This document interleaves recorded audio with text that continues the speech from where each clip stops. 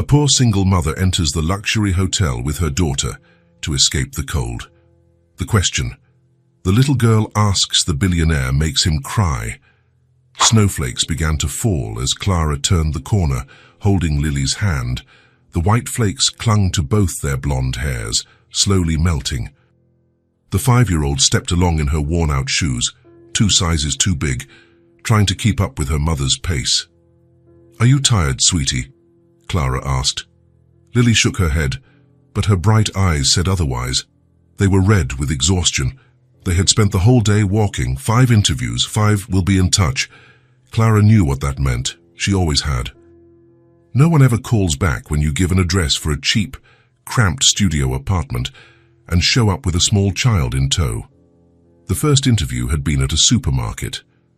The manager looked at Lily, sitting quietly in the corner, and asked, "Do you have availability to work evenings?" Clara hesitated. "I can work the morning shift. The position is for evenings." End of the conversation. The second was at a clothing store. The owner didn't even let her finish speaking. He just glanced at the resume, saw the address, and said, "We need someone with more experience." Experience. Clara had worked 3 jobs in the last 2 years, but none of them lasted. There was always something. The daycare that closed, the sitter who disappeared, Lily's illness that forced her to miss work. The third was at a coffee shop. The owner was a middle-aged woman with grey hair tied up in a bun. "You look tired." "I'm fine," Clara lied. "How'd you have children?" "I have one." The woman looked at Lillian, who was drawing on a crumpled piece of paper Clara had borrowed from the first store. "It's hard, isn't it? I raised 3 on my own." Clara felt a small flicker of hope. "Then you understand," the woman sighed. "I do, but I can't hire you, I'm sorry." The fourth was at a diner near the train station. The manager looked at Lily and asked, "Do you have someone to leave her with?" Clara lied that she did. He said he would call. He wouldn't. The fifth was at a vet clinic. They needed someone to clean. Clara would take anything. The receptionist took down her number and said, "We'll call you if it works out." It wouldn't. Now, as they climbed the 3 flights of stairs in their old building, Clara felt the heavy weight of failure. Another lost day, another day without answers. The cramped studio apartment's door creaked when she opened it. The air inside was colder than the street. "Mommy, why is it so cold?" Lily asked, rubbing her small hands together. "The heat broke, remember?" Actually, it hadn't broken. Clara simply hadn't been able to pay last month's utility bill, or this month's. The building manager had warned her, twice. Then he cut off the service. Clara lit a candle she kept in the drawer. The weak light illuminated the tiny space. A single bed pushed against the wall. A small table with 2 chairs. A sink and a 1-burner stove. Useless now without gas. It was all they had. Lily sat on the bed and pulled the thin blanket over her legs. Her lips were purple. "I'm hungry." Clara opened the cupboard. Empty.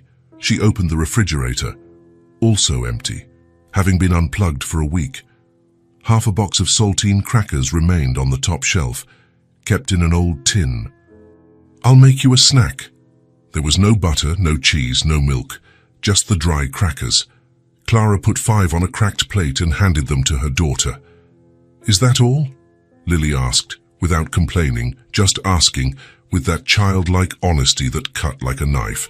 "For today, my love, and that's it." The girl ate slowly, chewing each piece as if it were a feast. Making it last. Clara had taught her that unintentionally. When you have little, you learn to make it last. Clara pretended she wasn't hungry.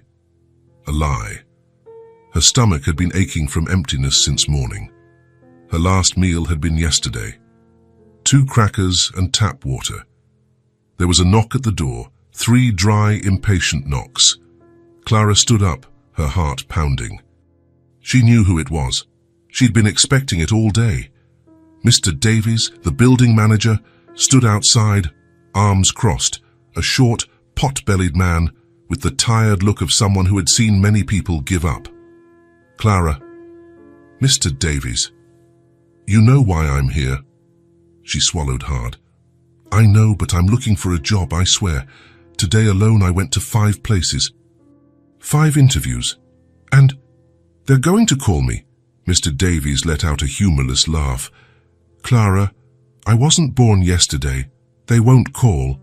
She felt her cheeks burn. He was right, but it hurt to hear it. Just 1 more week, please. Mr. Davies shook his head slowly. I can't. The landlord wants the studio back.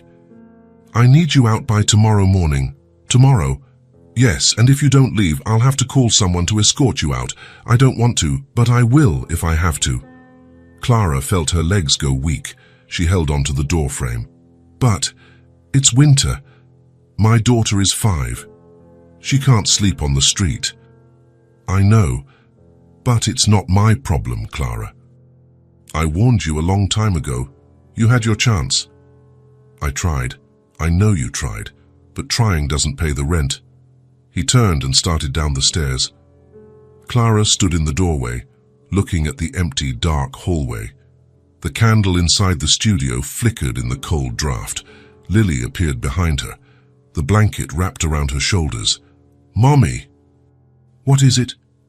Clara slowly closed the door and crouched down to her daughter's height. She held her little face in her hands, so small, so fragile. We're going for a walk. Now. It's dark. Now. Where to? Clara didn't answer. She couldn't answer. There was no point in delaying. They had nowhere to go back to tomorrow. Better to leave now, before Mr. Davies returned with someone to force them out, before enduring the humiliation of being thrown onto the street in front of the neighbors. Clara grabbed the old backpack she used for interviews and started stuffing the few things they owned inside. 2 changes of clothes for each of them, toothbrushes, a pair of sweatpants with a torn knee. The teddy bear Lily had received in a charity Christmas donation 3 years ago. The drawing notebook the girl loved, its cover all crumpled. Lily watched, quiet, too quiet. Are we going on a trip? She asked, with that innocence that broke Clara's heart. Something like that, sweetie. To a nice place. Clara closed her eyes for a second. We'll see. She wrapped their one thick blanket around Lily, tucking the sides so it wouldn't fall. She closed the backpack, put it on her back, and blew out the candle. She took one last look at the studio. It wasn't much. The walls had mold. The bathroom leaked. The window didn't close properly, but it was all they had had for the last 6 months. A roof, 4 walls. A place to return to at the end of the day. Now they didn't even have that. Outside, the snow was falling harder.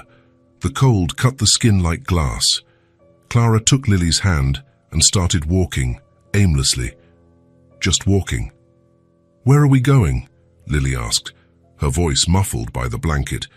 We're going to look for a place. But Clara didn't know what place. She didn't know anyone in this city. She had moved here 6 months ago, fleeing another city where things had fallen apart. She had no family. Her parents had died when she was 20. She had no friends. She was alone with a 5-year-old child on a winter night, homeless, brokey, and without hope. They walked for half an hour. Lily's feet were dragging on the ground. Her oversized shoes slipped. Mommy, my feet hurt. I know, sweetie. Just a little further. But they hurt a lot. I know. They passed a 24-hour laundromat. The light was on inside, but it was empty. Clara approached. The door was locked. A sign taped to the glass read, "Temporarily closed for renovation." Clara knocked on the glass anyway. Nothing. No one appeared. They moved on. 3 blocks later, a homeless shelter appeared. It was a low red brick building. A line of people stood outside, waiting. Clara approached. A man in an orange vest stood at the door. "Do you have space?" she asked. He looked at her, then at Lily. "Full maximum capacity. Please. She's small. She won't take up space." "Sorry. Orders from the coordinator. I can't let anyone else in." But she's going to freeze out here. The man sighed, his shoulders heavy. I know, but I can't do anything.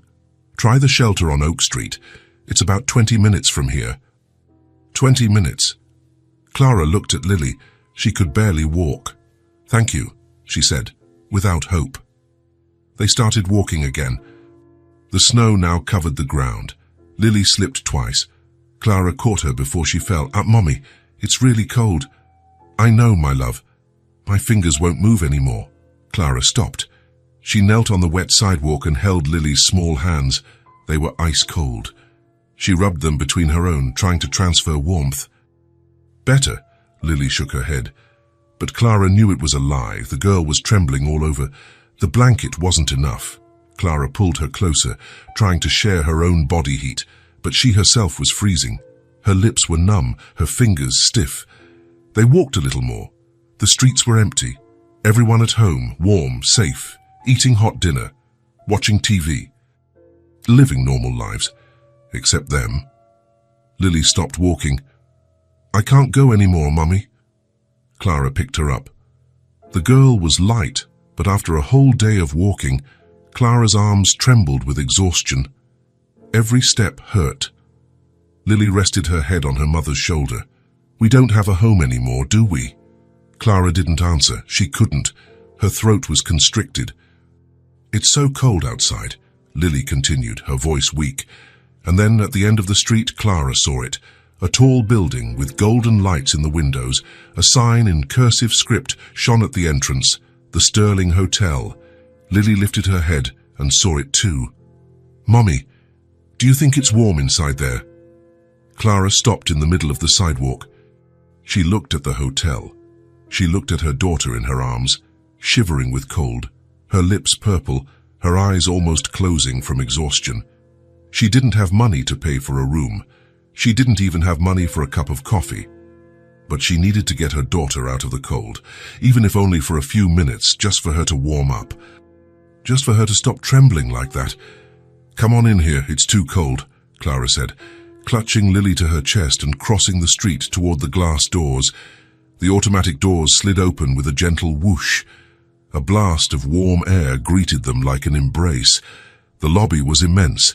White and grey marble floor, crystal chandeliers hanging from the high ceiling, brown leather sofas arranged in groups, green plants in large planters, everything clean, everything shining, everything smelling of expensive perfume. Clara had never been inside a place like this. She gently put Lily down. The two stood near the entrance, just feeling the warmth return to their numb limbs. Lily looked around, her eyes wide. It must be nice to sleep in a warm bed, she said, pointing to the elevator where guests ascended with elegant suitcases. Clara pulled her daughter to a corner near a marble column. She didn't want to attract attention. She already felt the stares. The receptionist looking sideways, a man in a suit passing by and steering clear of them. She knew how they must look. Old clothes, disheveled blonde hair, a battered backpack, a child wrapped in an old blanket. They didn't belong here, but she just wanted Lily to warm up a little. That's all. Then they would leave. But it was already too late. A tall man in an immaculate dark suit was walking toward them. His steps were firm, decisive, his face serious, expressionless, square jaw. Dark, penetrating eyes, dark hair with grey at the temples. Lily saw him first. Mommy, he's really serious, she whispered, hiding behind Clara's legs. The man stopped in front of them. His eyes scanned Clara from head to toe. The old backpack, the snow-dampened blanket, the worn shoes. Then he looked at Lily, hiding, with only her bright eyes visible. You can't stay here, he said. His voice was deep, controlled, devoid of emotion. Clara felt her face burn with shame. I know. We just wanted to warm up a little. We'll leave right away. Sorry to bother you. This is a hotel, not a shelter. The words were spoken without cruelty, just as a statement of fact. I understand. I'm truly sorry. Clara took Lily's hand and started to turn toward the door, back to the cold, back to the street. But Lily didn't move. The girl let go of her mother's hand and took a step forward. She looked up at the tall man. Her bright eyes met his. "Sir, have you ever needed a place just to get warm?" Silence fell over the three of them like a heavy curtain. The man blinked, as if he had been struck by an invisible punch. His expression changed, just for a second. A crack in the mask, and suddenly tears started to stream down. Clara gently pulled Lily back. "Lily, let's go. Don't bother the gentleman." But the man raised his hand, signaling them to wait. He stood still, looking at the girl. Something was happening behind those dark eyes. It wasn't a smile, it wasn't kindness. It was something else. A memory, perhaps. An old pain. He turned and called someone with a hand gesture. "Sarah." A woman in a blue uniform quickly appeared, almost running. "Yes, Mr. Sterling?" He didn't look at Clara, he didn't look at Lily. He just spoke, his voice firm. "They can stay tonight. Take them to a room." Sarah's eyes widened, clearly surprised. Her mouth opened, but she didn't question him. "Yes, sir." Clara stood motionless, unable to believe what she was hearing. Her heart pounded fast. "Sir, I can't pay." But Emmett Sterling had already turned and was walking back toward the corridor he had come from. Firm steps, straight back, without looking back, without waiting for thanks. Sarah smiled at Clara. It was a gentle smile, one that understood. "Come with me." Lily took her mother's hand, her eyes shining for the first time that day. "Are we going to sleep here, Mommy?" Clara couldn't answer. Her throat was closed. She could only nod, tears burning her eyes but not falling. They followed Sarah to the elevator. The doors closed. The carpet was soft beneath their feet.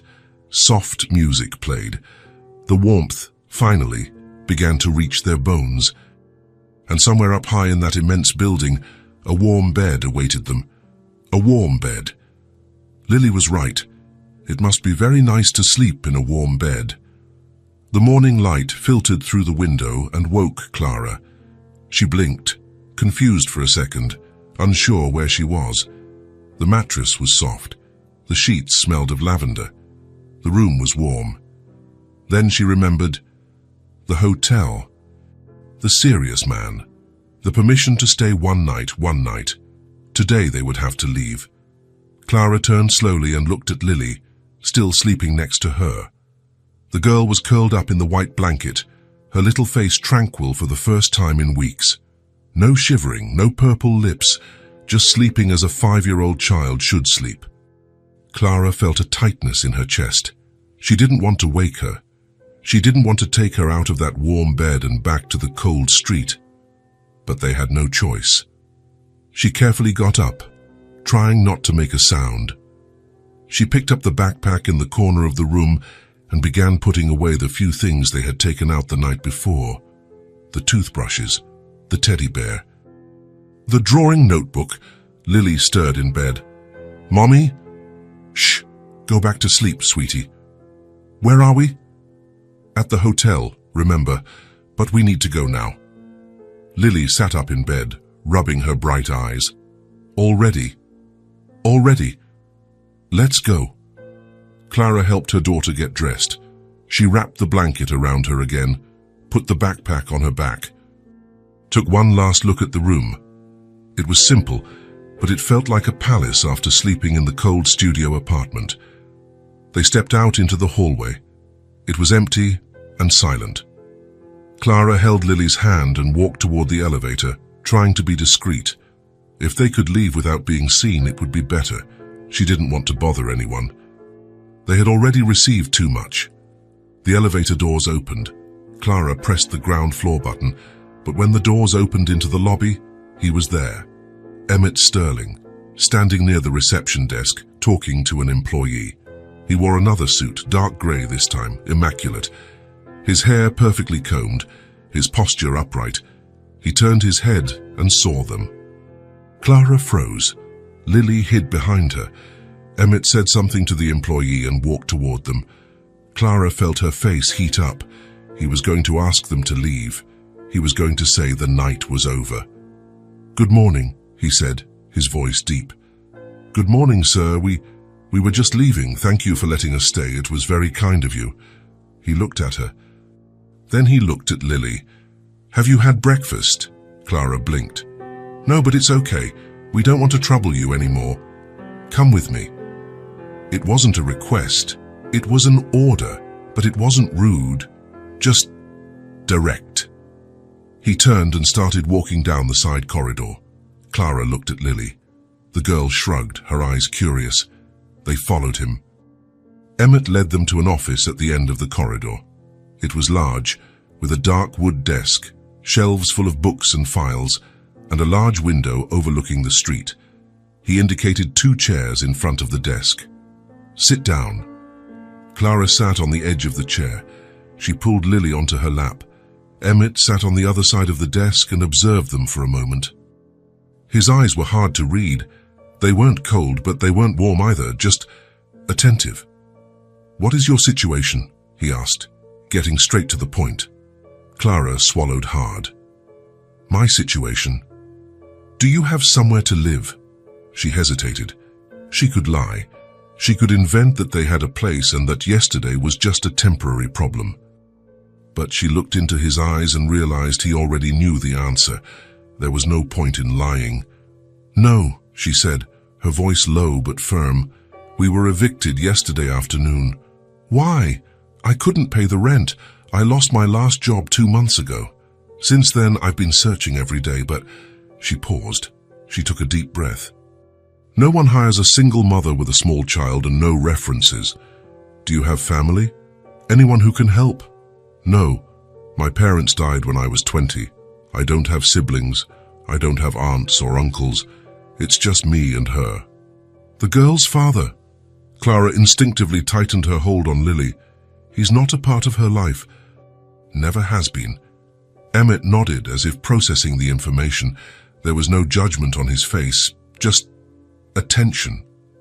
"What did you work as before?" "Cleaning, retail attendant, restaurant kitchen work. Anything that came up, I took it." "Why did you lose your last job?" Clara bit her lip. This was always the difficult question. The question that made her seem irresponsible, even though she wasn't. "Lily got sick, pneumonia. I spent 5 days in the hospital with her. When I returned to work, they had replaced me. They said they needed someone reliable." Emmett looked at Lily, who was quiet on her mother's lap, observing everything. "Is she well now?" "She is. That was last winter." She recovered. He was silent for a moment, his fingers interlocked on the desk. Clara didn't know what to expect. Was he going to give them money? Was he going to recommend a shelter? Was he going to simply dismiss them with a social worker's card? Then he spoke, his voice calm and measured. "I need someone on the housekeeping staff. The morning shift. 7 to 3 in the afternoon, base salary plus tips when guests leave them. You would have 1 day off a week and alternating Sundays. Uniforms are provided." Clara's eyes widened.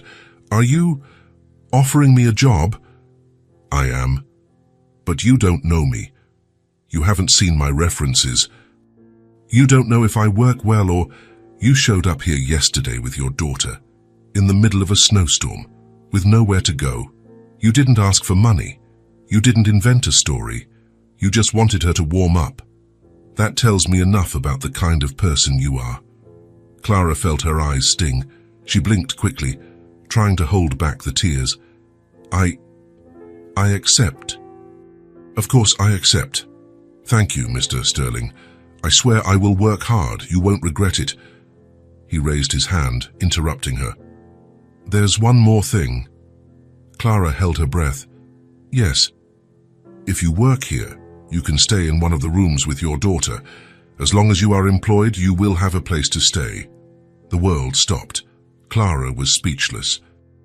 She opened her mouth, but no sound came out.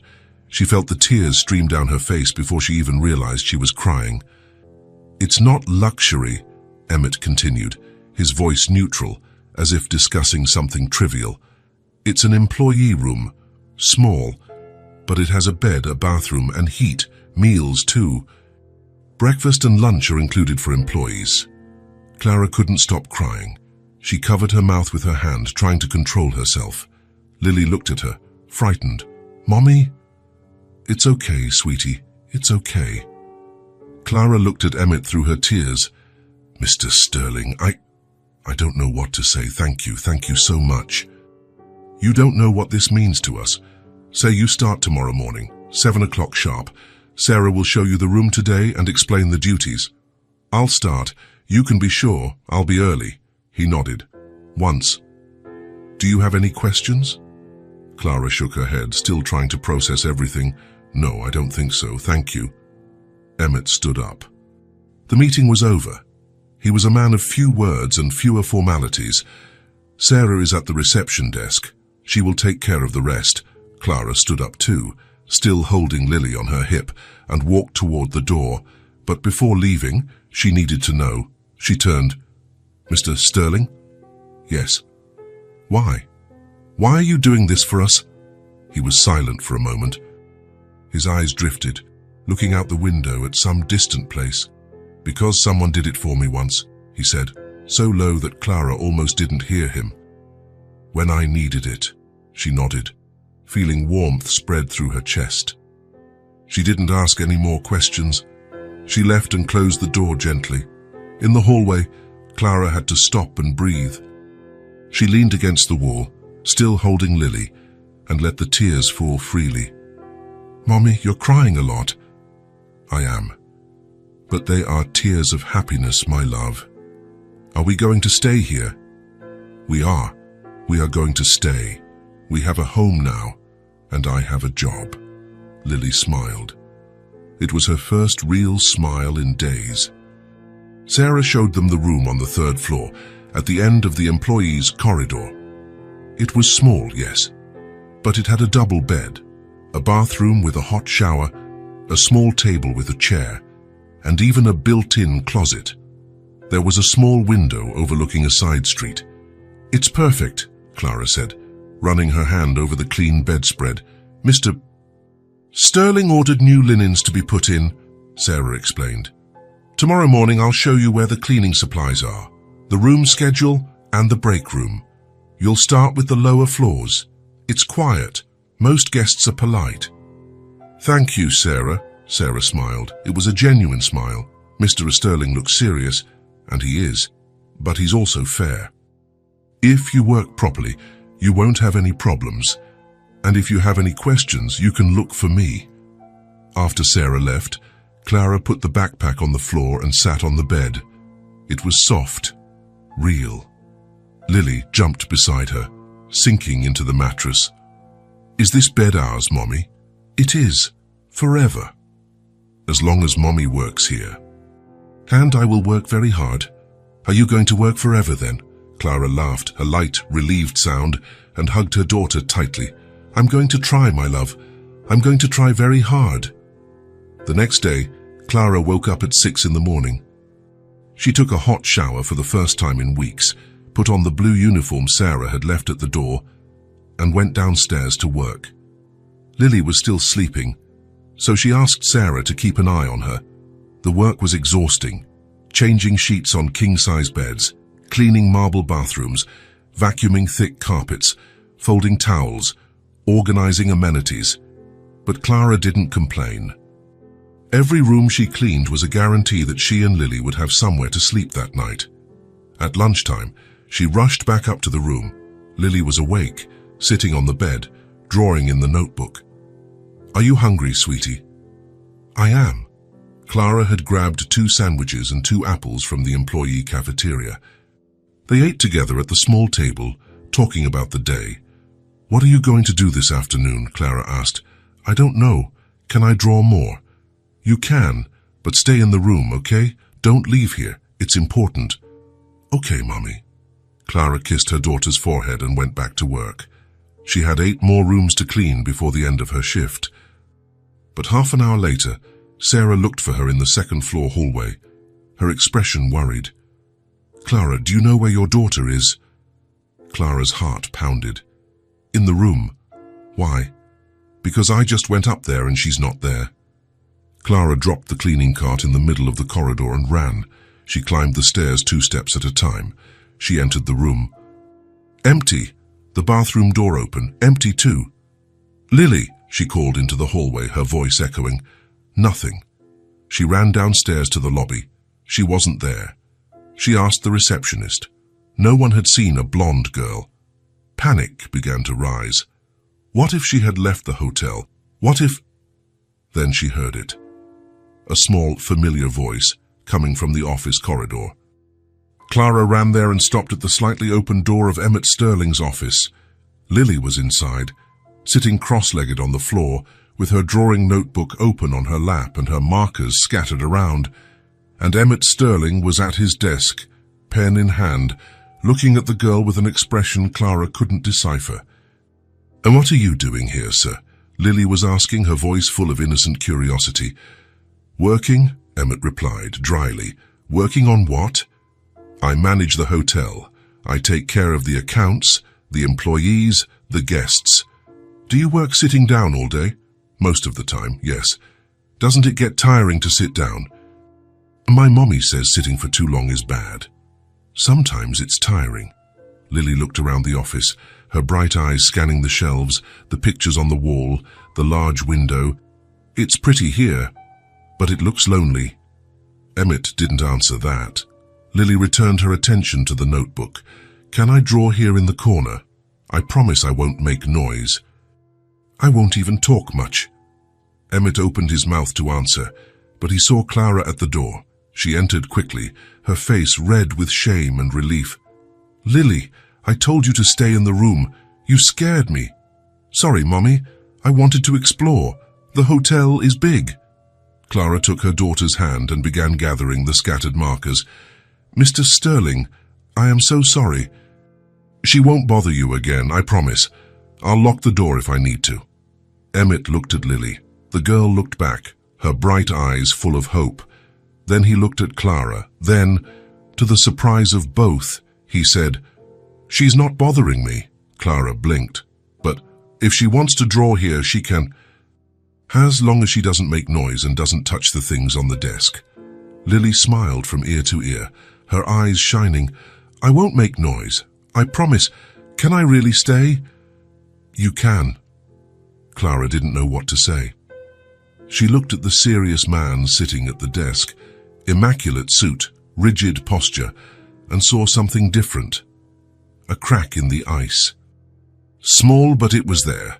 Something that looked almost like patience, maybe even kindness. "Thank you, sir," she said softly. He nodded and returned to work, picking up a paper and a pen as if nothing had happened. Clara left the office and gently closed the door, leaving Lily inside. And for the first time in a long time, that office didn't seem so lonely.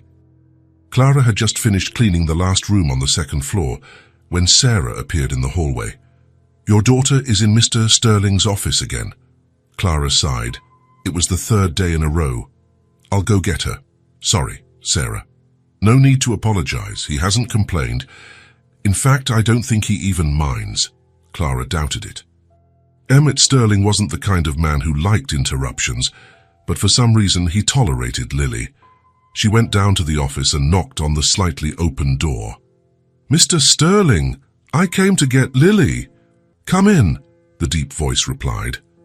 Clara pushed the door open. Lily was in the same spot as always, sitting on the floor near the window, drawing. The notebook was almost full already. "Hi, Mommy," Lily said, without lifting her eyes from the drawing. "Hi, sweetie. Let's go up. Mr. Sterling needs to work." "She can stay," Emmett said, without looking up from the papers on his desk. "But I don't want to interrupt." "She doesn't interrupt." Clara bit her lip. She didn't want to abuse his patience, but she also didn't want to contradict him. She nodded and left, leaving Lily there once again. The next day, when Clara went up to the room after her shift, Lily was jumping on the bed, holding something in her hands.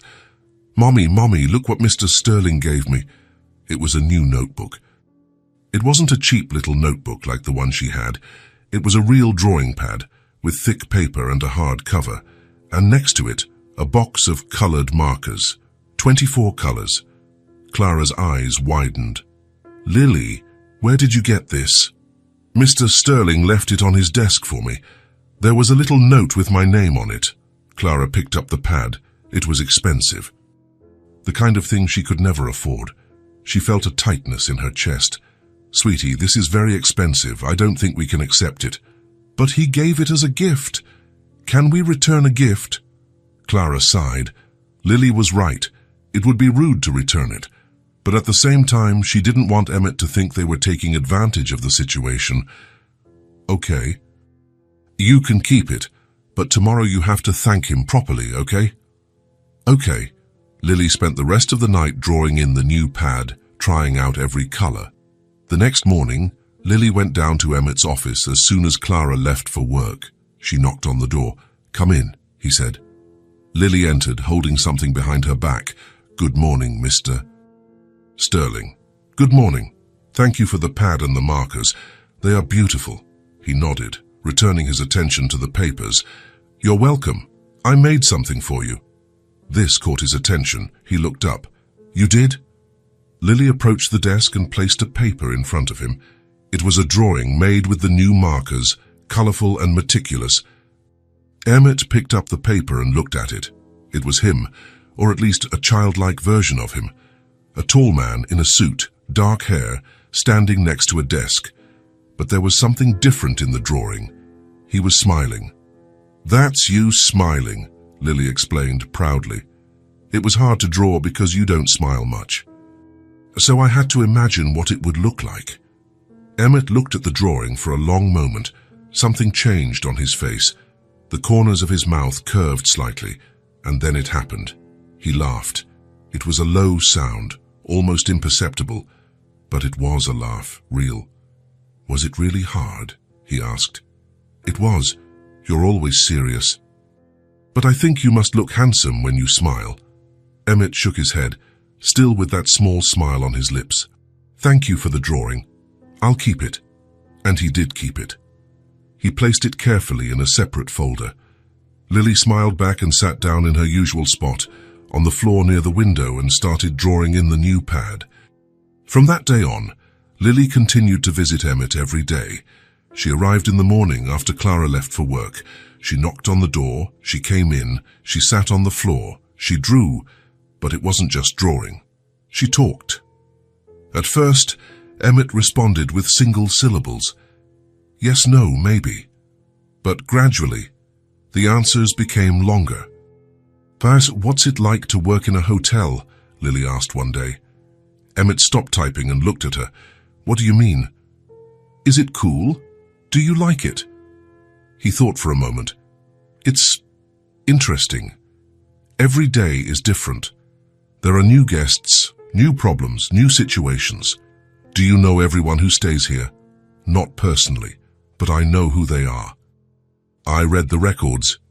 It must be nice to meet people from different places.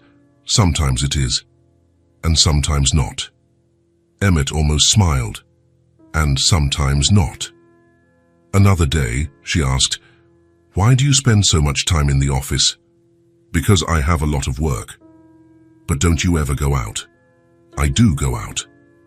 "Where to?" "Meetings, inspections. Sometimes I check the floors, but what about going out for fun, to enjoy yourself?" Emmett stopped. He looked at the 5-year-old girl sitting on the floor, her legs crossed, her bright eyes full of genuine curiosity.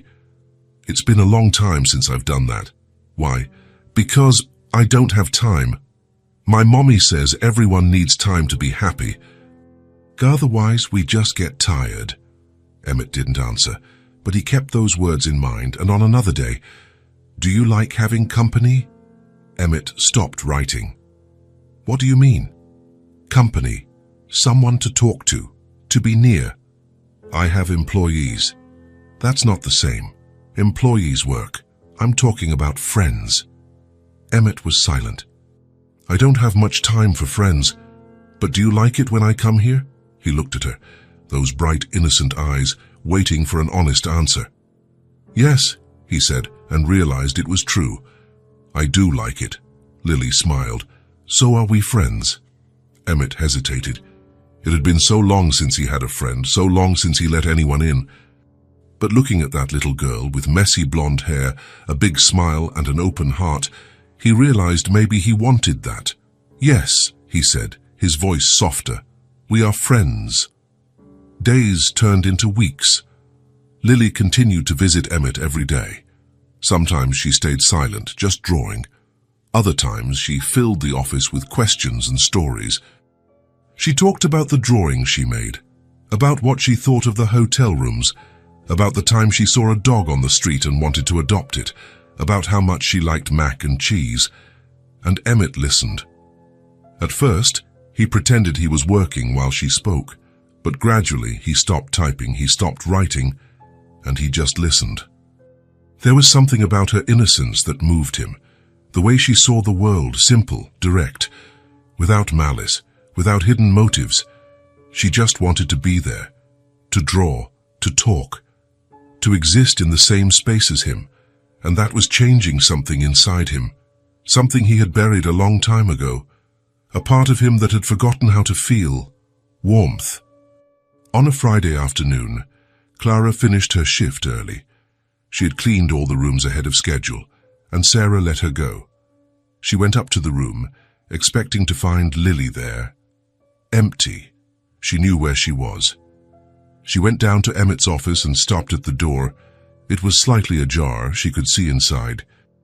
Lily was sitting on the rug, cross-legged, drawing in her notebook, the markers scattered around, her tongue sticking out, concentrating, and Emmett was at his desk, not working, just looking out the window, thoughtful. There was a peace in the atmosphere, a comfortable silence. Clara lightly knocked on the door. Emmett looked at her. Come in. She entered. I came to get Lily. Sorry if she bothered you today. Emmett looked at the girl on the floor, then he looked back at Clara. She didn't bother me. Clara waited, expecting him to say something about Lily needing to stop coming, about him being too busy, about needing silence. But he didn't say any of that. She is good for the atmosphere. The words came out slowly, as if he were admitting something difficult. Clara blinked, surprised. She looked at the serious man sitting at the desk, and for the first time, she saw something different. He was smiling. It wasn't a big smile, it wasn't wide, but it was there. Small, subtle, real. Emmett Sterling was smiling. Clara felt her heart race. She didn't know why, but seeing that man, who always seemed so closed off, so distant, smiling because of her daughter, it touched something deep inside her. Thank you, she said softly, for letting her stay, for being patient, for everything. Emmett looked her in the eyes, and for the first time since they met, there was no formality between them. There was no distance. There was something more. Respect, trust, perhaps even the beginning of something deeper. You work well, he said. Sarah told me. Polite, quick, thorough. The guests complimented you. Clara felt her face warm up. I try. I want to do everything right. You are doing it. They looked at each other for another moment, a look that said more than words could.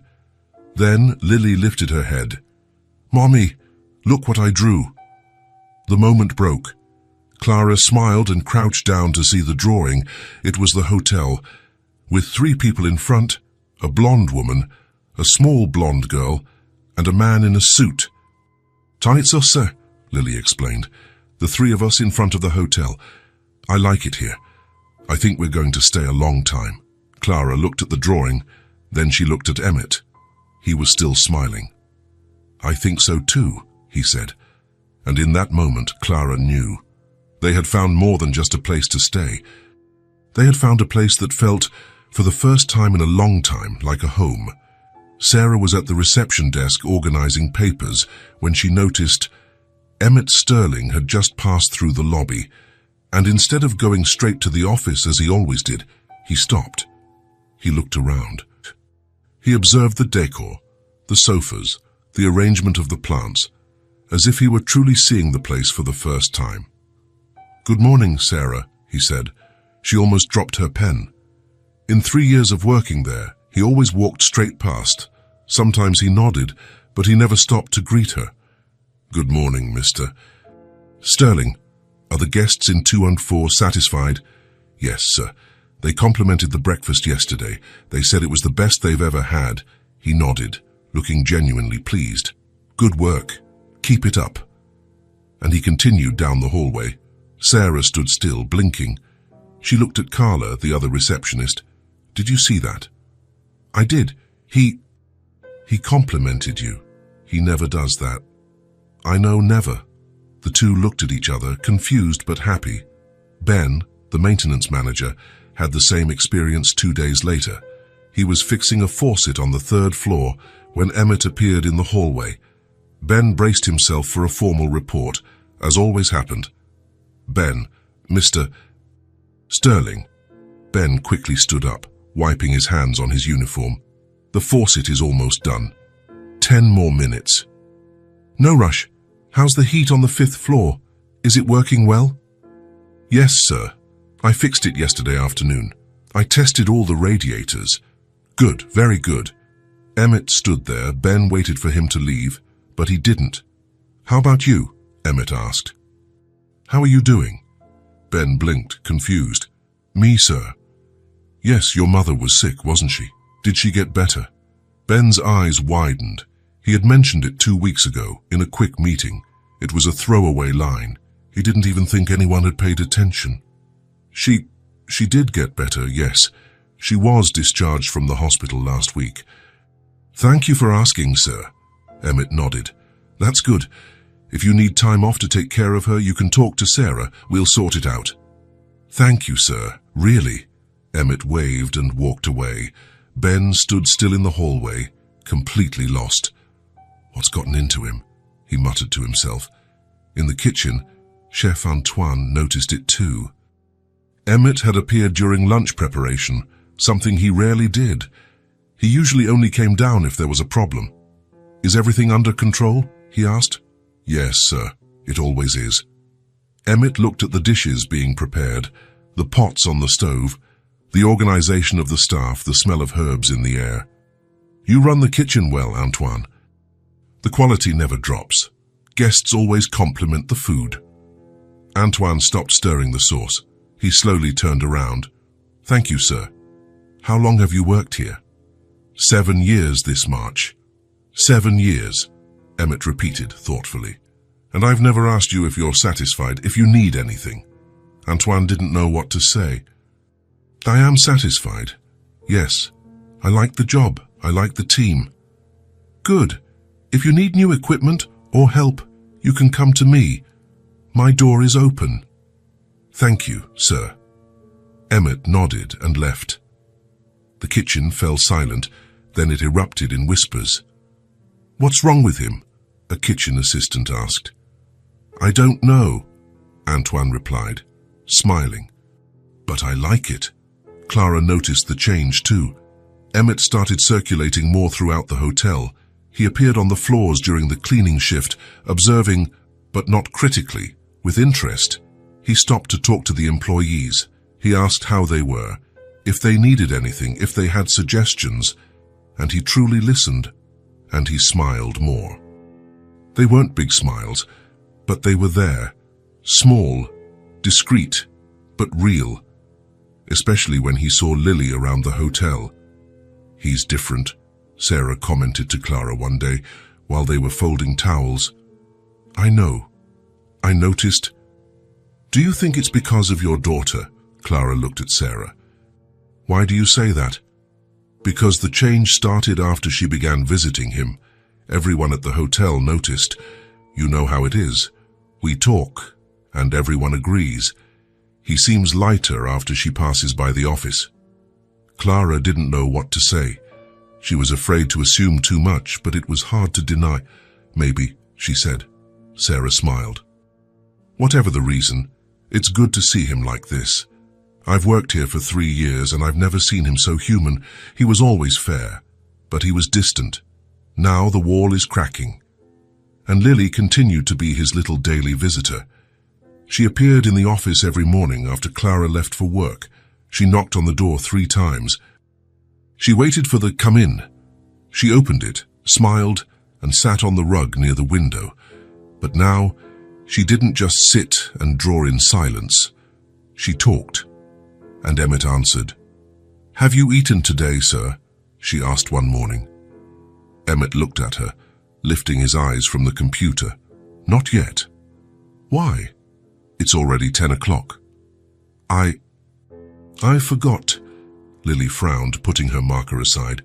"How do you forget to eat?" "I never forget." Emmett almost laughed.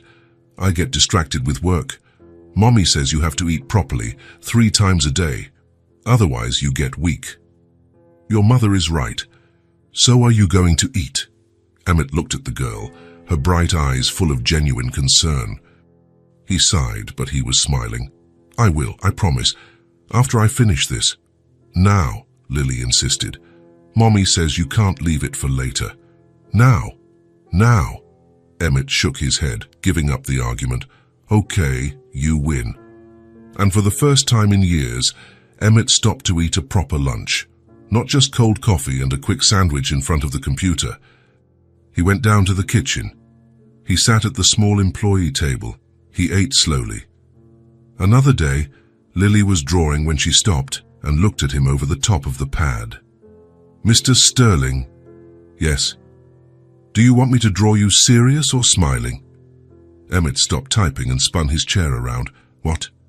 "I'm doing a drawing of you, for my notebook. But I don't know if I should do you serious, like you always used to be, or smiling like you are sometimes now." "Sometimes now?" "Yes, you smile more now. Before you never smiled. Now you do. Not much, but you smile." Emmett leaned back in his chair. "I smile more." "You do, I noticed. Mommy noticed too. Sarah noticed too. Everyone noticed then."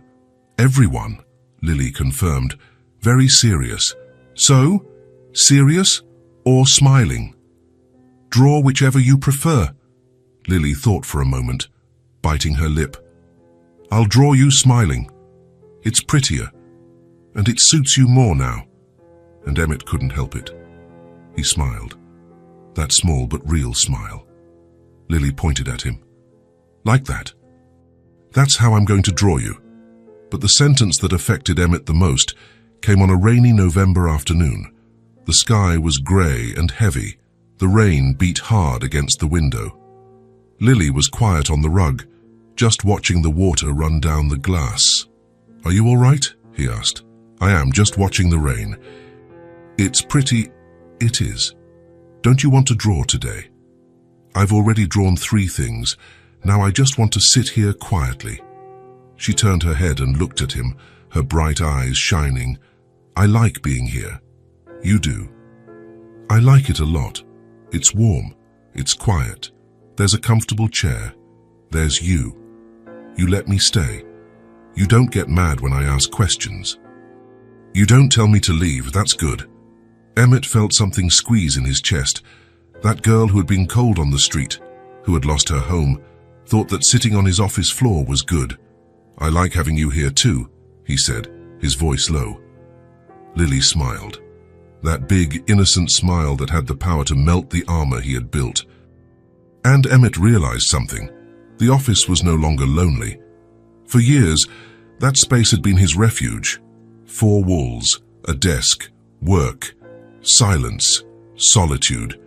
He had grown used to it. But now, with Lily there, with the sound of her drawing, with the silly questions, with the occasional laughter, with the simple company, he realized how empty it had been. How empty he had been. And he didn't want to go back to that. The weeks passed. October turned into November. The cold outside increased, but inside the hotel, it was always warm. Clara was adapting perfectly. Guests liked her, always polite, always smiling. She had even received good tips. Once, a couple left $20, and Lily was flourishing. Color returned to her little face. Her eyes shone. She laughed more, slept better. She was, for the first time, simply being a child. Everything was going well. Until that day.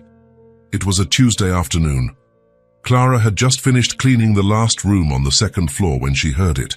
A loud noise, shattering crystal, the sound echoing through the walls. Her heart stopped. She dropped the cart and ran to the lobby. And she saw it. Lily, standing near a column, her eyes wide, and on the floor, at her feet, thousands of shards of bright blue glass scattered. The vase, the antique vase that sat on a side table, a tall, delicate cobalt blue crystal vase, which Clara knew was extremely expensive. She had cleaned around it dozens of times, always with extreme care. And now it was on the floor, broken, destroyed into 1,000 pieces. Lily was standing still, looking at the shards, her eyes filling with tears. I didn't mean to, Mommy. I was just running and I bumped it and the vase fell and Clara ran to her, not to scold, to protect, because she knew what was coming next. Firing. They were going to lose everything, the room, the job, the security, because of an antique vase. Sarah came running from the reception desk, her eyes wide at the sight of the destruction. What happened? It was an accident, Clara said quickly, desperately. She didn't see the table she was running. It was an accident. Clara, that vase is very old. I know, I'll pay. You can deduct it from my salary, however many months it takes, a year, 2, whatever. I'll pay for everything. Please, just don't take this away from us. Sarah opened her mouth to reply, but a deep voice cut the air. What happened here? Emmett. He had emerged from the corridor and was walking toward them with firm steps, his posture upright, his face serious, his eyes fixed on the glass shards. Clara felt her legs go weak. She held Lily close, protective. Mr. Sterling, it was an accident. She didn't see— I broke it, Lily interrupted, her voice trembling. It was my fault. Only mine. Mommy didn't do anything. Please, sir, don't send us away. Emmett stopped in front of them. He looked at the glass shards scattered across the marble floor, the bright cobalt blue reflecting the light of the chandeliers. It was a complete mess. Then he looked at Lily. The girl was trembling, her bright eyes overflowing with tears. Clara held her breath. I'll pay, she said again, her voice broken. I'll work for free if I have to. I'll work overtime. I'll work on my days off. Anything. Just please, don't take this away from us. Emmett was silent for a moment that seemed to last an eternity. Then he crouched down. He picked up one of the larger shards from the floor. He observed it. He turned it between his fingers. It was an antique piece. It had belonged to his grandmother. She had brought that vase from Italy almost 100 years ago. He had kept it there when he took over the hotel. It had value, sentimental and financial. But then he looked at Lily, at her frightened little face, at her bright eyes overflowing with tears, at her tiny body trembling with fear, at her mother trying to protect her, and he realized something. It was just glass. He placed the shard on the floor and stood up. It's just glass, he said, his voice calm. Clara blinked. What? It's just glass. It can be replaced. It's not important. But it was antique. It was your family's. It doesn't matter. He looked at Lily and, to everyone's surprise, knelt down to her height. Was it an accident? Lily nodded, the tears falling. I didn't mean to break it. I promise. I know. I believe you. Accidents happen. You're not mad. No. You won't send us away? Emmett shook his head. No. Never. Really? Really? He looked at Clara, who was completely still. Her presence is good for me, he said, and there was so much sincerity in those words. A vase is not worth more than that. Nothing is. Clara felt tears rise uncontrollably. She covered her mouth with her hand, trying to control herself, but she couldn't. She cried right there in front of everyone. They weren't tears of fear. They were of relief, of gratitude, of something deeper she couldn't name. Emmett stood up and called an employee who was watching. Bring a broom and a dustpan. Clean this up carefully so no one gets hurt. Then throw it away." "Yes, sir." He looked at Lily again. "You can go back to the office if you want, but walk slowly, no running." Lily wiped her tears with the back of her hands. "Can I really? Can I still go there?" "You can always go." She looked at her mother, seeking confirmation. Clara nodded. Lily started to run out, then remembered and began to walk, very slowly, looking back with an embarrassed smile. When she disappeared down the corridor, Clara looked at Emmett, truly looked. "Thank you," she said, her voice broken. "Thank you for not taking this away from us. You don't know what this means. I thought everything was over again. It's not over, and it won't be. But it was important to you." "It was. But you two are more important." The words hung in the air between them. Clara looked at him and she realized he was no longer the serious, distant man who had greeted them that first night. He was no longer the man who looked at them with suspicion. He was no longer the man who saw everything as a transaction. He had changed, and Lily had done it. With her innocence, with her questions, with her open heart. "You changed," Clara said. Emmett looked at her. "Did I change?" "Yes. You're no longer cold, closed off. You're different now." He was silent, thinking. Then he nodded. "No, I am not anymore. And it's good not to be." And for the first time, the two smiled at each other. It wasn't just courtesy. It wasn't just professional respect. It was something real. Something that was growing between them little by little. Trust, respect, and maybe, just maybe, the beginning of something more. Sarah watched from the reception desk, an emotional smile on her face. Ben, who had appeared when he heard the noise, shook his head, impressed. And there in the office, Lily sat on the rug, picked up her new pad and colored markers and started drawing. She drew 3 people, a blonde woman with long hair, a small blonde girl, and a tall man in a dark suit. And this time, the 3 of them were holding hands, and smiling, everyone smiling. Clara was finishing cleaning the last room on the 4th floor when Sarah looked for her. "Mr. Sterling wants to talk to you." Clara's heart skipped a beat. Had she done something wrong? Now, he's in the office. Clara took off her gloves, smoothed down her uniform, and went downstairs. She knocked on the office door. "Come in." She opened it. Emmett was sitting at the desk, Lily on the rug as usual, drawing. "Sarah said you wanted to speak with me." "Yes, please sit down." Clara sat in the chair in front of the desk, nervous. Emmett looked serious, but not angry. "Did something happen?" she asked. "No. Actually, I wanted to extend an invitation. An invitation. I would like for you and Lily to have dinner with me tonight, here at the hotel, in the private dining room." Clara blinked, surprised. "Dinner?" "Yes, if you don't have other plans." No, I don't. But why?" Emmett hesitated for a moment. "Because I would enjoy your company."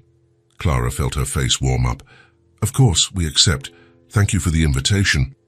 7 o'clock then. Sarah will show you where it is." Clara didn't have appropriate clothes for dinner. She only had her work clothes and 2 simple blouses. She chose the least worn one, a light blue blouse, and dressed Lily in the little pink dress she had received from a donation. "Are we going to have dinner with Mr. Sterling?" Lily asked, excited. "We are." "Why?" "Because he invited us." "He likes us, doesn't he, Mommy?" Clara smiled. "I think so, sweetie." At 7 o'clock, Sarah led them to the private dining room. It was a small space, with a wooden table, comfortable chairs, and a window overlooking the street. There were candles lit in the center of the table and dishes already prepared. Emmett was standing near the window. He had taken off his jacket and was wearing only a dress shirt and trousers. He looked more relaxed. "Good evening," he said. "Good evening," Clara replied. "Good evening, Mr. Sterling," Lily said, running up to him. He smiled and indicated the table. "Sit down, the food is ready." They sat down. Chef Antoine had prepared something special: roasted chicken with vegetables, mashed potatoes, and salad. For Lily, he had made mac and cheese, knowing she loved it.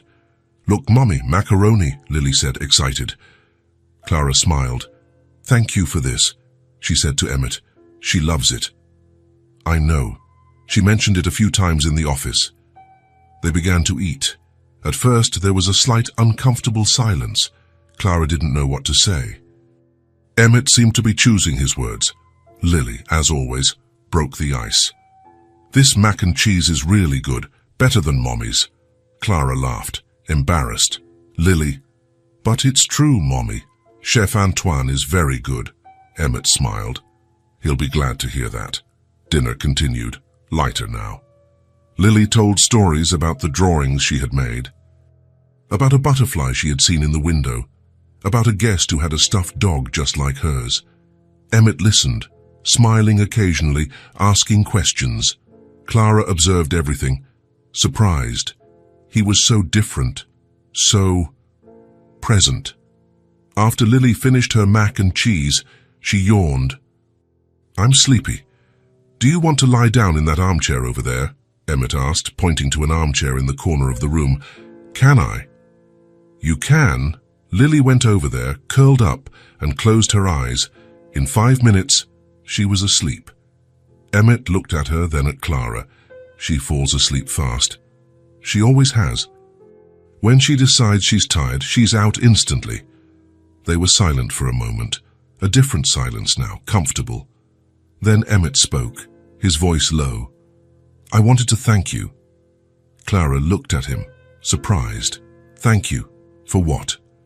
"For letting me be a part of your lives." "Mr. Sterling, we're the ones who should be thanking you." "You gave us—" "Emmett," he interrupted. "You can call me Emmett." Clara blinked. "Emmett," she repeated, testing the name. He nodded. "I put this hotel above everything else in my life," he began, looking at the table. "I worked non-stop. I made it the best I could. I gained respect, recognition, profit." He stopped. He took a deep breath. "And loneliness." "I gained a lot of loneliness." Clara stayed quiet, letting him talk. "I don't have family. I don't have real friends. I have employees, business partners, acquaintances, but no one who truly cares." He looked at Lily, sleeping. "And then you two appeared, on that cold night, and that little girl asked me a question no one had ever asked." Clara remembered. "Have you ever needed a place just to get warm?" "She saw me," Emmett continued, "not as the owner of the hotel, not as someone important, just as a person, and she kept seeing me that way, every day, coming to the office, asking questions, drawing, laughing." He looked at Clara. "And you too. You work hard. You never ask for anything. You never complain. Always grateful, always dignified. You see me differently. You treat me differently, as if I were more than just this." He made a vague gesture, indicating the hotel, his life. Clara felt her eyes sting. "You are more than that, Emmett. Much more." He looked at her for a moment. There was something in his eyes, something she couldn't name yet. Then Lily stirred in the armchair. She opened her eyes, drowsy. "Mommy." "I'm here, sweetie." Lily got up, rubbing her eyes. She walked to the table, still looking sleepy. Then she remembered something. "Oh, I have something for you, Mr. Sterling." "For me?" "I do. I forgot to give it to you earlier." She ran to where she had left her small backpack and returned with a folded paper. She handed it to Emmett. "I made this today, just for you." Emmett unfolded the paper carefully. It was a drawing of him, only him this time, done meticulously with all the colored markers. He was in a suit, standing, with the hotel in the background. And he was smiling, a big, open, happy smile. Lily pointed to the drawing, proud. "Look, I did it. Now you know how to smile." Emmett looked at the drawing. His fingers trembled slightly at the edges of the paper. "Do you think I know how to smile now?" "I do. You smile a lot now, not as much as you should, but you smile. And you look handsome when you smile." Emmett looked at the girl. Then he looked at the drawing again. "Thank you, Lily. It's the most beautiful gift I've ever received." "Really? Really?" He stood up, went to the side table, and picked up a folder that was there. He opened it and put the drawing inside, with extreme care, as if it were the most precious thing in the world. Clara watched everything. She watched that man who had been so serious, so closed off, carefully putting away a 5-year-old child's drawing as if it were a treasure. And she felt something warm spread through her chest, something that went beyond gratitude. Beyond respect, something she was still afraid to name, but it was there, growing, getting stronger. Emmett returned to the table and knelt down to Lily's height. "You taught me how to smile again," he said, his voice emotional. "Thank you for that." Lily hugged him. She just hugged him with that childlike spontaneity, and Emmett hugged her back. He closed his eyes. He held that little girl as if she were the most important thing in the world. When they let go, he discreetly wiped the corner of his eyes. "It's late. You two must be tired." "I am," Lily admitted. "I'll walk you up to the room." They went up together. In the third-floor hallway, Emmett stopped at the door of their room. "Thank you for dinner," Clara said. "It was special. It was for me, too." They looked at each other. For a moment, it seemed like he was going to say something more, but he didn't. "Good night, Clara." "Good night, Emmett." "Good night, Mr. Sterling," Lily said, yawning. "Good night, Lily." He turned and started walking down the hallway, but before turning the corner, he looked back. Clara was still there in the doorway, watching.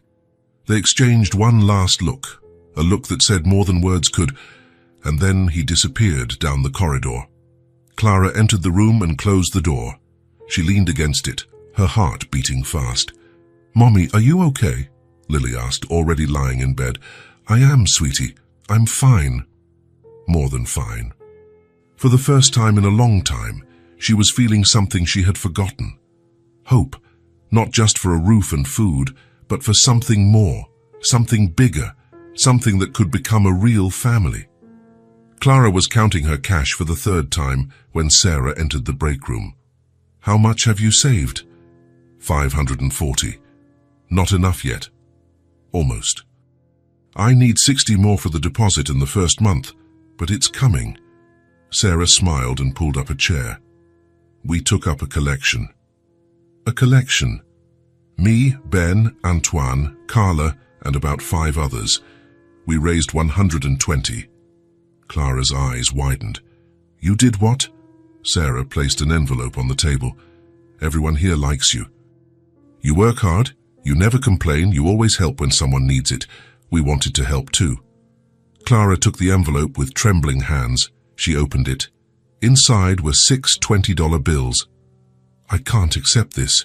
"You can. It's a gift. You deserve to have a place of your own." Clara felt the tears rise. "Thank you." "Thank you so much. Do you have enough now?" I do. The little house was 15 minutes from the hotel. It was small, very small. A living room, 1 bedroom, a kitchen, and a bathroom. But it had windows that caught the sun. It had heat. And it was theirs. The landlord was an elderly man who lived in the house next door. "It's simple," he said, showing the space, "but it's clean and the rent is fixed. I won't raise it without warning." "It's perfect," Clara said. "We'll take it." She signed the lease, paid the deposit, and took the keys. When she returned to the hotel that night, Lily was drawing in the room. "Lily, I have a surprise." "What surprise?" "We're going to have our own house." Lily dropped her marker. "Our own house." "Ours, just ours. A small house, but it's ours." Lily jumped out of bed and hugged her mother tightly. "Are we going to have a real house?" "We are, sweetie, we are." The move was quick. They didn't have much. The backpack with clothes, the teddy bear, the drawing notebook, the markers Emmett had given her, and now some things Sarah and other employees had donated: towels, some plates, an extra blanket. Clara went to Emmett's office on the morning of the move. She knocked on the door. "Come in." She entered. Lily was there, as usual, on the rug. "Emmett, I came to thank you for everything." He looked at her, confused. "Thank me? I managed to rent a little house. We're moving today." Something crossed his face. Surprise. And maybe disappointment. "You're leaving the hotel?" "We are, but I'm still working here, don't worry. We're just going to live outside now." "I understand." Clara approached the desk. "I wanted to thank you for everything you did for us, for giving us a place when we had none, for giving me a job, for being kind to Lily. You changed our lives." Emmett was silent for a moment. "You changed mine too." Lily stood up from the rug and ran to him. "And we're going to miss living here. You were always welcome. But can I still come visit you?" Emmett looked at the girl, then at Clara. "You can," Clara said.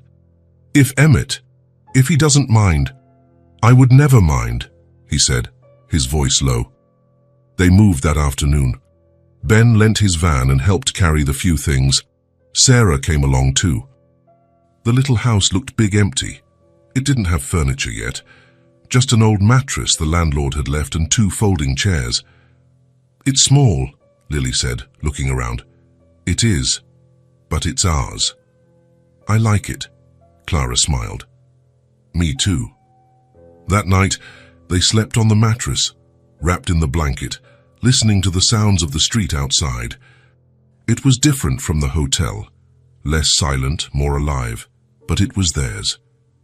The next morning, Clara woke up early and went to the hotel to work as usual. Lily stayed in the little house, drawing, waiting for her mother to return for lunch. The day at the hotel passed normally. Clara cleaned rooms, changed sheets, folded towels, but there was something different. Every time she passed the office corridor, she felt a pang, a desire to go in, to see how Emmett was doing. But she didn't go in. He was working. He shouldn't be bothered. Emmett arrived at the office at 8 in the morning, as always. He sat in his chair. He turned on the computer. He picked up the first folder of documents, but he didn't start reading. He looked at the rug near the window. Empty. The markers that Lily always left scattered were not there. The notebook was not open on the floor. The girl was not sitting, drawing, asking questions. Only silence. He tried to work. He opened a report. He read the first line 3 times without processing anything. He gave up. He stood up and went to the window. He looked out at the street.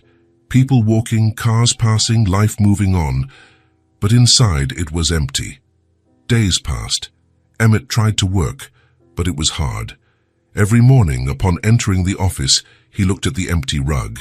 He waited to hear the knock on the door, Lily's 3 joyful knocks, but they didn't come. Sometimes, in the middle of the afternoon, he would catch himself waiting for the question. "Have you eaten today, sir?" But no one asked. The silence that was once normal was now heavy. Sarah noticed. Ben noticed. Everyone noticed. Mr. Sterling was quieter, more distant. He wasn't circulating through the hotel as he had started to do. He stayed closed up in his office all day. "He misses her," Sarah commented to Clara one day. "Do you think so?" "I'm sure of it. You should bring her to visit." "I don't want to bother him." "You won't bother him. Believe me." 1 week after the move, Emmett was sitting at his desk trying to focus on a financial report. He couldn't. He opened the side drawer. He took out the folder he had put away there. He opened it. The drawing was there, him smiling, made by Lily with the colored markers. He ran his fingers over the edge of the paper. He observed every stroke, every color, the childlike care, the innocence. "Look, I did it. Now you know how to smile." Her voice echoed in his memory, and he realized something. His joy had a name. Actually, it had two names, Lily and Clara. That little girl who had walked into his office and cracked the ice around his heart, and that strong, dignified woman who never gave up, even when everything was falling apart. They had brought life into that empty space. They had brought light, warmth, laughter. And now that they were no longer there, he realized the void they had filled. He put the drawing back and looked out the window. "I miss you," he said to the silence of the office. On Saturday, Clara didn't have to work. It was her day off. She woke up early anyway, used to the routine. She made coffee. She prepared toast. She sat with Lily at the small kitchen table. "Mommy?" "Yes, sweetie." "I miss Mr. Sterling." Clara looked at her daughter. "You do?" "I do. Do you think he misses me too?" Clara thought about Sarah's words, about the stories Ben had told, how Emmett was more closed off again. "I think so." "Then can we go visit him?" Clara hesitated. It was Saturday. He was probably working, but maybe he didn't want to be bothered. But she looked into her daughter's eyes, full of hope. "Go get your markers. We'll go." They arrived at the hotel around 10 in the morning. Sarah was at the reception desk and smiled when she saw them. "He's there," she said, before Clara even asked, "and he'll be happy to see you." Clara held Lily's hand and walked down the corridor. Her heart was beating fast. She didn't know why. They stopped in front of the office door. Clara was about to knock, but Lily was quicker. She knocked 3 times, as she always did. "Come in," the deep voice replied. Lily opened the door. "Mr. Sterling?" Emmett lifted his head. He was sitting at his desk, papers scattered. But the second he saw Lily, everything changed. His face lit up. His eyes sparkled. A smile, a true smile, appeared. "Lily!" The girl ran to him. Emmett stood up and picked her up, something he had never done before. "Are you well?" he asked. "I am. We have a little house now. It's small, but it's ours." "That's good." "I'm happy for you." Clara walked in slowly, closing the door. "Sorry to bother you on your day off." "You're not bothering me. Never bothering me." He put Lily down, but she held his hand. "I made another drawing. Do you want to see?" "I do." Lily grabbed her small backpack and took out a folded paper. She opened it and showed it to him. It was a new drawing, more meticulous than the others, done with great care. It showed 3 people, a blonde woman with long hair, a small blonde girl, and a tall man in a suit. The 3 were holding hands, and above them, surrounding all 3, was a large heart drawn in red. "This time it's the 3 of us holding hands," Lily explained, "proud, because we are important to each other." So I drew a heart around us. Emmett took the drawing with both hands. He held it with extreme care, as if it were the most precious thing in the world. He looked at it for a long moment. His eyes scanned every detail. The 3 figures, the joined hands, the red heart. "It's beautiful," he said, his voice husky. "Did you really like it?" "I liked it very much." He turned, went to the side wall of the office, where there was an empty space between 2 bookshelves. "This one, I'm going to put up here on the wall, for everyone to see." "Really? Really?" He took some adhesive tape from his drawer and fixed the drawing to the wall, centered, at eye level, where anyone entering the office could see it. He took a step back and looked at it. Perfect. Lily jumped for joy. Then she ran and jumped into his arms again. Emmett held her, firm, safe. And for the first time in a long time, that office didn't feel like a workplace. It felt like a home. Clara watched everything, her eyes warm, shining. She saw the man who had been so serious, so closed off, holding her daughter as if she were the most precious thing in the world. She saw him looking at the drawing on the wall with an expression she had never seen before. Love, pure and simple. And she realized that something had changed between them. Something big, something they could no longer ignore. They were no longer just an employee and her boss. They were no longer just a single mother and the man who helped her. They were something more, something that was growing, taking shape, becoming real. A family, not by blood, not by paper, but by choice. And choice, Clara was learning, was the strongest kind of bond. Emmett looked at her over Lily's head, and he smiled. That smile Lily had drawn before it even existed, that smile that was now real, that smile that was only theirs. Clara was washing the dinner dishes when she heard a knock at the door. 3 knocks, firm but polite. She dried her hands on the dish towel and went to open it. She wasn't expecting visitors at that time of night. When she opened the door, she was completely speechless. Emmett Sterling was standing there in the doorway. But it wasn't the hotel Emmett. He wasn't wearing a suit. He wore jeans and a dark grey sweater. He looked different, less formal, more human, and nervous. She had never seen him nervous before. "Emmett?" "Good evening, Clara." "Sorry to show up unannounced." "No, it's okay. Please come in." He entered the small house. He looked around carefully. The simple living room, the folding chairs, the small table where Lily drew. It was humble, but it was clean and organized. There were the girls' drawings taped to the refrigerator with magnets. "Mr. Sterling?" Lily shouted, dropping her teddy bear and running from the kitchen. He smiled when he saw her, that smile that now came easier. "Hi, Lily." "What are you doing here, sir?" "I came to talk to you, if it's not a bad time." "It's never a bad time," Clara said. "Do you want to sit down? I can make coffee." "No need." "Thank you." He sat in one of the folding chairs. Clara sat in the other. Lily stood between the two, her curious eyes running over his face. Emmett took a deep breath. He ran his hand through his hair. Once, twice. A nervous gesture Clara had never seen from him. "I don't really know how to start this." "Just say it," Clara said gently. "We're listening." He looked at his own hands, then at Lily, then at Clara. He seemed to be gathering courage. "I don't have children," he began, his voice low but clear. "I don't have family.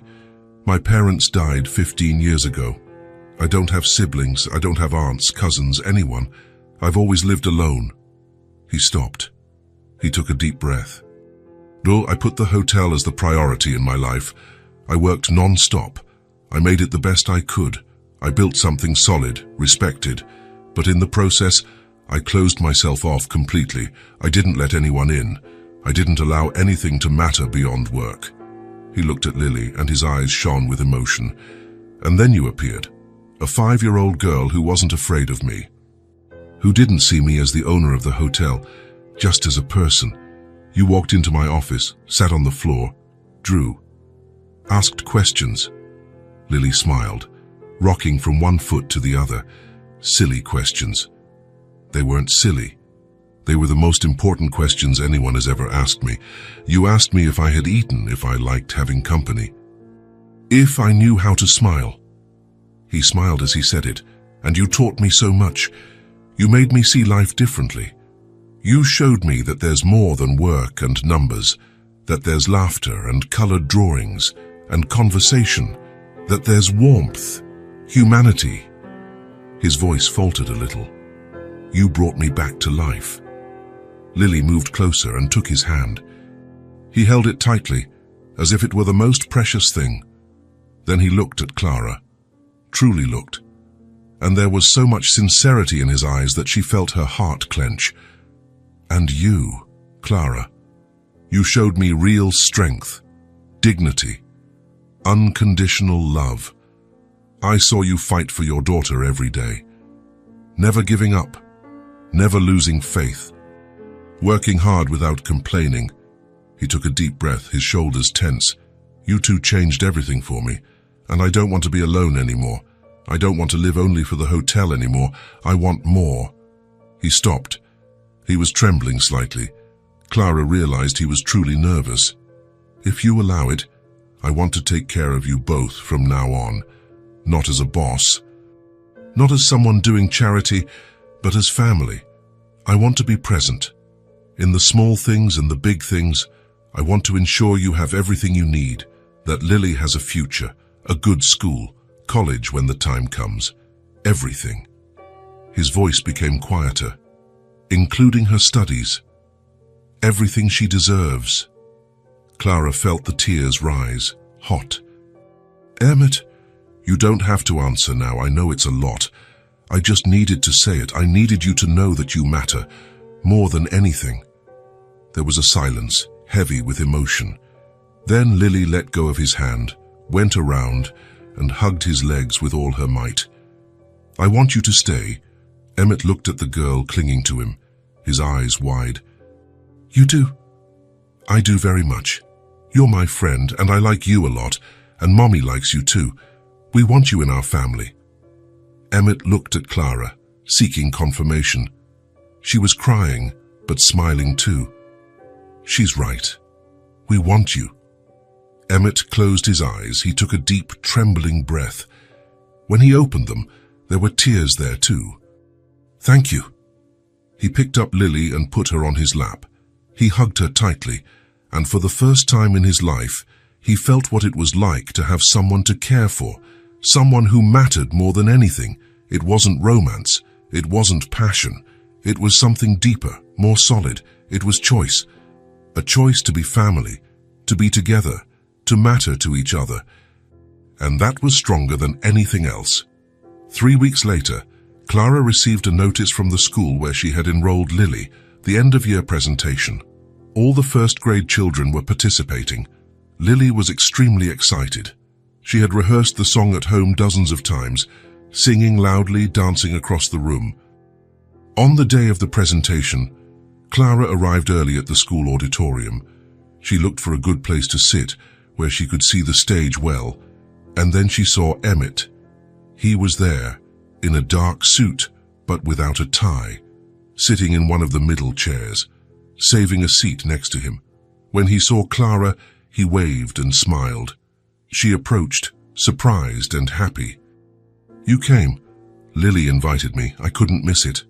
Clara felt her heart warm. She sat down next to him. Thank you for being here. It means a lot. It's where I want to be. The presentation began. The children lined up onto the stage. Lily was in the second row in a light pink dress, her blonde hair tied up with a white ribbon. She immediately scanned the audience. Her bright eyes searched the rows. Then she found them, Clara and Emmett sitting side by side. She smiled, that huge, radiant smile that illuminated everything. The music began. The children sang together.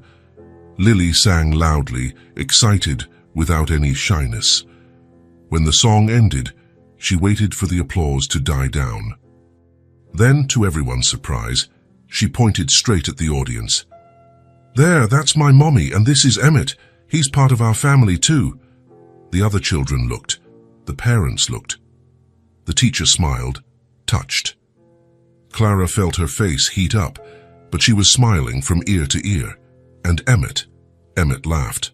A low, genuine laugh, completely happy. That smile Lily had drawn months ago before it existed, that smile that was now real, true, which now had a reason, a purpose. Clara looked at him. He looked at her. And in that moment, without needing words, they understood. They had become a family, not by blood, not by official paper, but by choice, by love, by being together. After the presentation, Lily ran to them in the hallway, her little face red with excitement. Did you see I sang really loud? We saw you. You were incredible, Clara said, hugging her tightly. I was afraid I would forget the lyrics, but then I saw the two of you sitting together and I felt less nervous.